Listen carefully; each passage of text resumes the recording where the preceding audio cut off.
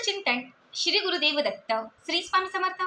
तुम्हा सर्वांचं आपल्या स्वामी शक्ती या चॅनलमध्ये मनापासून स्वागत आहे। स्वामी तुम्हा सर्वांच्या सर्व चांगल्या इच्छा पूर्ण करोत एवढीच स्वामींच्या चरणी प्रार्थना करते आणि आपल्या आजच्या या नवीन आणि सुंदर व्हिडिओला पुन्हा एकदा नव्याने सुरुवात करते। फक्त बघा, आजच्या व्हिडिओमध्ये मी तुम्हाला तांत्रिक शास्त्रातील मिठाचा एक अत्यंत प्रभावी उपाय सांगणार आहे।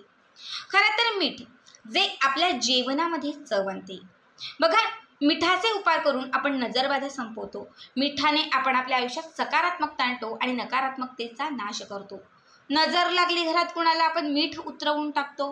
घरामध्ये काहीतरी बाधा आहे असं वाटत असेल तेव्हा घरातल्या सगळ्या कोपऱ्यांना मीठ फिरवून ते घराच्या बाहेर फेकून देतो। मीठ जे आहे ते नकारात्मकता संपवण्यासाठी आणि घरात सकारात्मकता आणण्यासाठी अत्यंत महत्त्वाचे मानले जाते। त्याचबरोबर मीठ जे आहे ते माता लक्ष्मीचे माहेर घर म्हटले जाते। बघा, मिठाचा उगम हा समुद्र मंथनातून झाला होता आणि माता लक्ष्मीचा जो उगम आहे तोही समुद्र मंथनातूनच झाला होता। म्हणून मीठ हे माता लक्ष्मीचं माहेर घर म्हटलं जातं। मिठाचे उपाय केल्याने आपण लक्ष्मीला प्राप्त करतो। मिठाचे उपाय करून आपण आपल्या घरामध्ये लक्ष्मीला प्रसन्न करत असतो। आजच्या या व्हिडिओमध्ये मी तुम्हाला याच मिठाचा एक असा उपाय सांगणार आहे जो उपाय केल्याने आपण धन आकर्षित करू शकतो। हा एक उपाय केल्याने गरिबी संपवू शकतो, दारिद्र्य संपवू शकतो आणि जीवनामध्ये सकारात्मकतेसोबत आपण भरपूर वैभव, ऐश्वर्य, पैसा हे सगळं मिळवू शकतो। बघा, मिठा संदर्भातील काही छोटे छोटे तुम्हाला नियम सांगते आणि त्याच्यानंतर आजच्या व्हिडिओमध्ये खास शुक्रवारी करावायचा एक मिठाचा उपाय सांगते। या उपायाने तुमची आर्थिक प्रगती व्हायला सुरुवात होईल। आर्थिक जिला आपण म्हणतो की परिस्थिती जी आहे ती सुधारायला लागेल।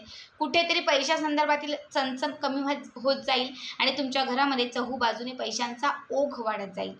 अडलेला सगळा पैसा तुमच्या मार्गाने परत यायला सुरुवात होईल। अडलेली जी काही कामं असतील धनासंदर्भातील ती कामं मार्गी लागतील। गहाण ठेवलेलं जे सोनं असेल ते सोनं परत येईल।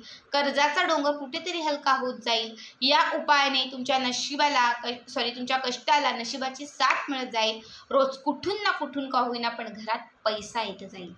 बघा, उपाय अत्यंत महत्त्वाचा आहे, त्यामुळे व्हिडिओ शेवटपर्यंत बघा आणि जे आपल्या चॅनलवरती नवीन असतील त्यांनी लगेचच आपल्या चॅनलला सबस्क्राईब करा, कारण तुम्ही आपला चॅनल सबस्क्राईब केल्यामुळे मी पुढचे जे काही व्हिडिओ बनवेन ते सर्वात आधी तुम्हा सर्वांपर्यंत पोहोचतील। सगळ्यात पहिली गोष्ट, बऱ्याच लोकांना सवय असते की मीठ प्लास्टिकच्या डब्यात ठेवायची। प्लास्टिकच्या डब्यात जर तुम्ही मीठ ठेवत असाल तर घरातून गरिबी हटणार नाही, घरातून दारिद्र्य तुमचा पिछा सोडणार नाही। जर तुमच्याही घरातील प्लास्टिकच्या डब्यात मीठ असेल तर ते आत्ताच बदला। काचेची, स्टीलची किंवा कुठलीही पंचधातूची, पितळेची, अशी चिनी मातीची कुठलीही बरणी घ्या, फक्त प्लास्टिकच्या डब्यात आपल्याला मीठ ठेवायचं नाही।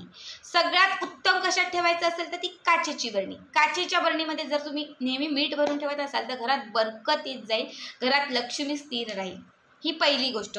बघा, घरामध्ये मीठ सांडणं हे खरं तर अपशकुन मानलं जातं।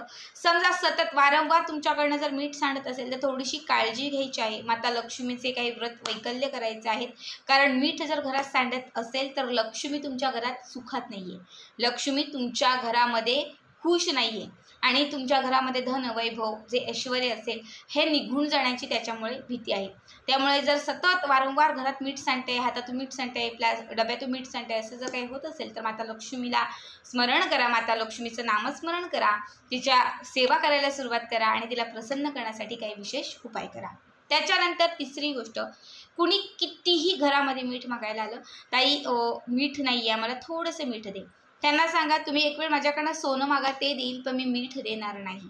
बघा, मीठ म्हणजे लक्ष्मी असते आणि ती कधीच कुणाला द्यायची नसते।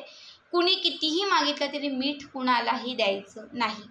त्याच्याचबरोबर बऱ्याच बायकांना सवय असते स्वयंपाक करत असताना डाव्या हातानेच मीठ टाकायचं। तर स्वयंपाक करत असताना जर तुम्ही डाव्या हाताने त्याच्या स्वयंपाकामध्ये, भाजीमध्ये, जेवणामध्ये मीठ घालत असाल तर तुमच्या घरातील लक्ष्मी तुम्ही कुठेतरी बाहेर घालवत आहात किंवा तुमच्या घरातील जी लक्ष्मी आहे तिला तुम्ही उगाचच रुसवत आहात। कधीही जेवणात असेल कुणाला द्यायचं असेल किंवा मिठाचा वापर करत असताना तो उजव्याच हाताने करायचा असतो। उजव्या हाताने मिठाचा वापर केला तर तुमच्याकडे धन आकर्षित होईल, तुमच्या घराकडे श्रीमंती आकर्षित होईल, तुमच्या घराकडे ज्याला आपण म्हणतो पैसा, वैभव हे सगळं भरभरून येत जाईल। म्हणून मीठ उजव्या हाताने टाकायचं। हे छोट्याशा गोष्टी होत्या. आता आजचा महत्त्वाचा उपाय. शुक्रवारच्या दिवशी तुम्हाला हा उपाय करायचा आहे. याच्यासाठी तुम्हाला बाजारातून एक मिठाचं पॉकेट किंवा मिठाची पुडी आणायची आहे. बारीक खड्यांचं जे कुठलं मीठ तुम्ही वापरत असाल ते मीठ आणायचे. काचेच्या बरणीमध्ये ते मीठ भरून ठेवायचं आहे. ठीक आहे. काचेची बरणी स्वच्छ साफ करायची आणि त्याच्यामध्ये हे मीठ भरून ठेवायचं. त्याच्यानंतर काय करायचं तर एक अख्खं जायफळ घ्यायचं, एक तुरटीचा खडा घ्यायचा आणि त्याच्यासोबत 7 हिरवे वेलदोडे घ्यायचे. ठीक आहे. या 3 गोष्टी लाल रंगाच्या फडक्यामध्ये बांधायच्या, त्याला घट्ट गाठ मारायची, त्याची एक छोटीशी पोटली तयार करायची. घरातल्या सगळ्या कोपऱ्यांना ही पोटली जी आहे ती स्पर्श करायची. तिजोरीला स्पर्श करायची, मुख्य प्रवेशद्वाराला स्पर्श करायची, देवघराला स्पर्श करायची. देवघराच्या समोर तुम्हाला आसन टाकून बसायचं आहे. देवघरात एक दिवा लावायचा आहे. ही जी पोटली सगळीकडे स्पर्श करून घेतलेली आहे ती तुम्हाला तुमच्या उजव्या हातात घ्यायची आहे. तुमच्या इच्छा ज्या काही असतील त्या तिथे व्यक्त करायच्या आहेत. त्यानंतर तुम्हाला 7 वेळा मोजून तुम्हाला 7 वेळा महालक्ष्मी अष्टकम नमस्ते सुमहामाई श्रीपीठे सुरपूजिते शंखचक्र गदा हसे महालक्ष्मी नमस्तुते हे 7 वेळा महालक्ष्मी अष्टकम म्हणायचं आहे. आणि त्याच्यासोबत तुम्हाला 1 वेळा व्यंकटेश स्तोत्र म्हणायचं आहे. दोनही सेवा करून देवघरात माता लक्ष्मीचा फोटो, मूर्ती, श्रीयंत्र जे काही असेल तिथे तुम्हाला ही पोटली अर्पण करायची किंवा तिथे तुम्हाला त्यांच्या चरणांच्या जवळ ठेवून द्यायची आहे.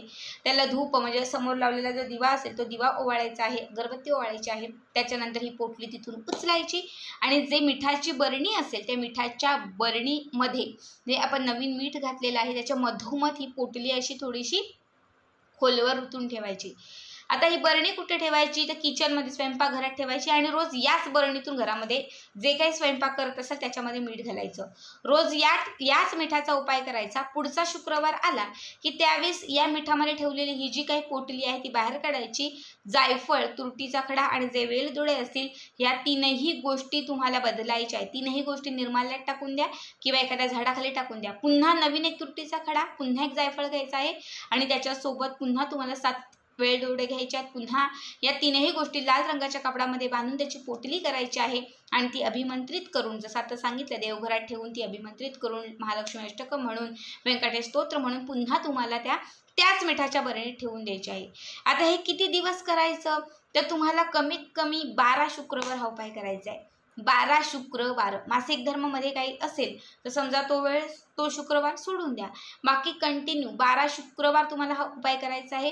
12 शुक्रवारमध्ये समजा 4 शुक्रवार 5 शुक्रवार उपाय केला आणि मध्येच मीठ संपत आलं तर नवीन मिठाची पुडी आणा आणि पुन्हा त्याच्यामध्ये घालून द्या. मग लक्षात ठेवा याच बरणीतलं रोज मीठ वापरायचं आहे. रोज याच बरणीतलं मीठ तुम्हाला ज्याला म्हणतो सेवन करायचं आहे आणि ही जी पोटली आहे ती त्याच बरणीच्या मध्यभागी तुम्हाला खोलवर ओतून ठेवायची आहे. फक्त प्रत्येक शुक्रवारी ती पोटली बदलायची. कापड नाही बदलायचं, फक्त आतलं जे साहित्य आहे ते बदलून टाकायचं. या उपायाने तुम्हाला 12 शुक्रवार, खरं तर ते खूप झाले, 4 शुक्रवारमध्ये पूर्ण लाभ व्हायला सुरुवात होईल. घरात बरकत येत जाईल. जिथे सगळे धनाचे मार्ग बंद झाले होते ते कुठेतरी खुले व्हायला लागतील. धन आणि पैसा जो आहे तो आकर्षित व्हायला लागेल. घरातील दारिद्र्य कुठेतरी कमी व्हायला लागेल. रोज कुठून ना कुठून का होईना पण घरात पैसा यायला लागेल. अत्यंत साधा उपाय आहे पण मिठाचा हा उपाय तुमच्या आयुष्यात चमत्कारिक बदल घडवेल, इच्छित मनोकामना पूर्ण करेल आणि घरामध्ये सकारात्मकता आणून तुमच्या घरातील नकारात्मकतेचा नाश करेल. तर आजचा उपाय कसा वाटला कमेंट करा आणि पुढचे व्हिडिओ पाहण्यासाठी चॅनलला सबस्क्राईब करा.